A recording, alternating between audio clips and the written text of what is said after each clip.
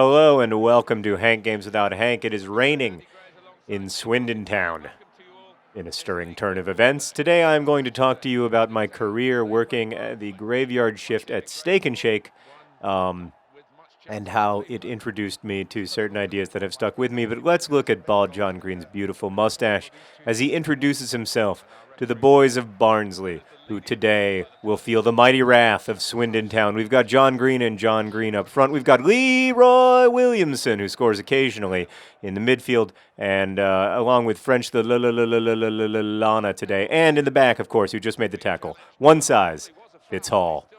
This guy who's on the ball right now, you guys are calling him Sir Cuthbert. That's his nickname, but his full name is Swindon Town Swoodilypooper Cuthbert. Bald John Green, not a finisher. What is up with Bald John Green lately? I mean, that's a ball that he finishes 10 times out of 10 before his injury. Disappointing.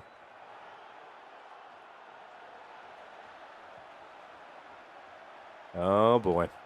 Nope, not going to happen. So I worked one summer at Steak and Shake, which is for those of you who have never been to a Steak and Shake, it's a restaurant chain primarily in the Midwest that sells steak burgers, which are exactly like hamburgers, only with a different name, and milkshakes and other things. It's kind of an old-fashioned diner feel, but they have you have waiters and everything, and I was a waiter. I worked from 11 p.m. to 7 a.m., although usually the hours are a little longer than that with side work, and it was really instructive experience, and I encourage, I think everyone should wait tables at one point in their life, or at least work in the restaurant business or some kind of service industry, because you learn a lot about people and human nature, and you also learn a lot from your coworkers. So I worked with two people primarily. One, there weren't a lot of people who visited Steak and Shake, at 3:30 in the morning. So we kept a skeleton staff. First, I worked with a young woman who was 19 and had a kid and was married, which was interesting because I was, of course, 19 and so far away from being married and having kids that I in my mind that was something that I was it was impossible to be married and have kids at my age. It just seemed crazy that someone could have a child and have my maturity level. But she was, like a lot of young moms, super grown up and very mature and very focused on providing the best possible life for her kid. And that was really instructive to me because, we never score on those. That's another thing that I need my board of directors to help me out with. But the main thing that I think we need the board of directors to help us out with is, just... Oh, yeah. Anyway, we're going to try to get that started, I think. So the main thing that I learned was that my parents had provided for me opportunities that I had never imagined, and this American idea that I'd been told a lot about and always had just sort of assumed to be unambiguously true, that in America all people have equal opportunity. It became clear to me that summer how profoundly untrue that is, and how different my opportunities were from the opportunities of most people. Because this young woman was working extremely hard, working two jobs, and her husband was working full time as well to provide the best life possible for their baby. Great save by Fat Lucas, and. But because they were low wage jobs, and because of lack of understanding of finance, a lot of times the things that they would do to try to or the steps that they would take to try to set up college funds and stuff, it would just be extremely hard for the ball. Other John Green with a great goal, and then he just gets wrapped around from behind by Bald John Green. That's beautiful stuff. Look. Great finish with the right foot. Great stuff. Wonderful to see Barnsley demoralized. And we have an unnecessary slide tackle of celebration, but we learned last time not to do that too often. So,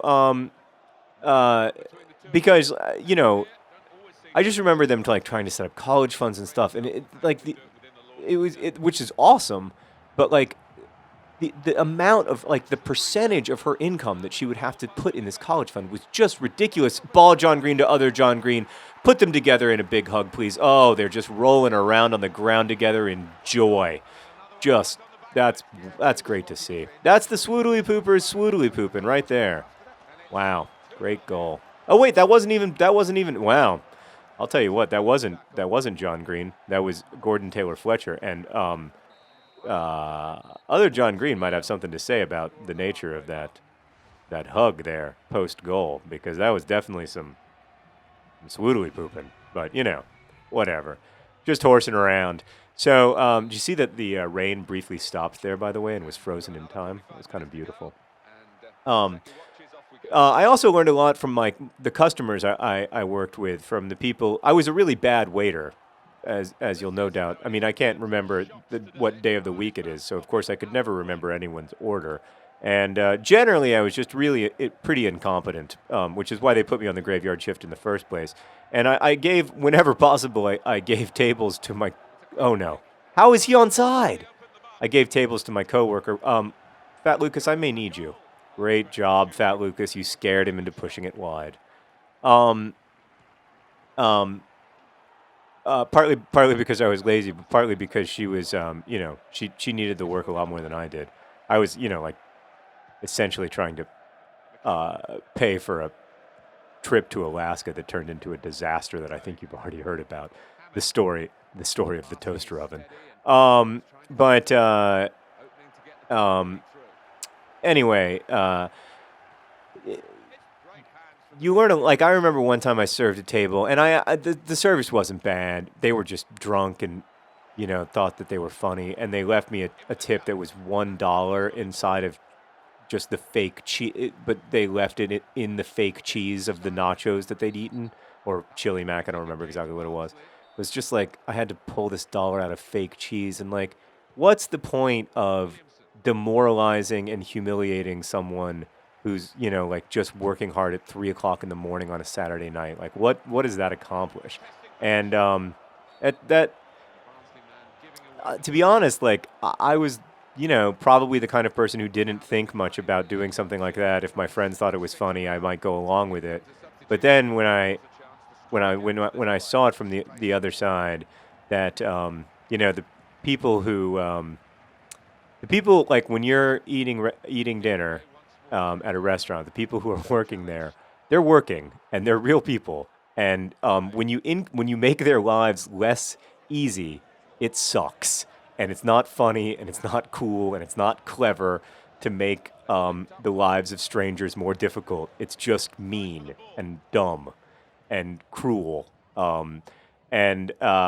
It definitely changed. It also made me a much more aggressive tipper, because I remember every person in those 4 months who gave me a really great tip. I remember one couple on steak burgers and shakes and nothing else. So maybe a $14 bill, left a $10 tip. And I mean, I still think about that couple because they said something really nice to me on the way back. They were they said good luck in school, and it's just clear that they'd they'd engaged me in conversation, paid attention to what I was interested in and all that stuff. It's just ball John Green. Should have passed to Leroy Williamson there, because he at least scores occasionally. I'm sorry to be hard on ball John Green, but this is 3 games with no goals now, and it's not for lack of opportunity. I'm tempted to put Leroy Williamson up front, to be honest with you. I'm really frustrated with ball John Green's lack of finishing power, because that's traditionally the thing that he's best at. But he is good at passing, and guess who just scored? It's French Lana! Yes! From ball John Green. Maybe I should make ball John Green 100% of the time a setup man, because that was some great setting up right there. Great goal from Lana. Wonderful stuff. Great stuff. Oh, that's not a foul. That's just 2 gentlemen hugging it out. I also, and maybe I'll tell this story in a different episode of Hank Games, but I also, as it happens, worked with a murderer there. He wasn't a murderer at the time, but he later became one, and that was very instructive as well. You're not going to miss from there, ball John Green. That was your husband setting you up, and then you hug between the knees, That's great stuff. Your husband set you up because he knew that you were like waiting for a goal. He could have scored there, but he just said, you know what? No, I'm gonna pass. I'm gonna lay this off. I'm gonna let Ball John Green finish it. Great stuff. This is just, this is a really strong performance today from the Swoodilypoopers. And Barnsley are well and truly humbled. And they're reminded that they are playing one of the best teams in the championship. One of the best teams, a team that could, dare I say it, head to the Premier League next season. Anything's possible when you're the Swindon Town Swoodilypoopers. So, oh no. Oh, time stopped, but then it restarted. So that's a relief. I'm going to try to score with Leroy Williamson now. Oh, Leroy Williamson dispossessed. He scores occasionally, but not that much. But I feel like with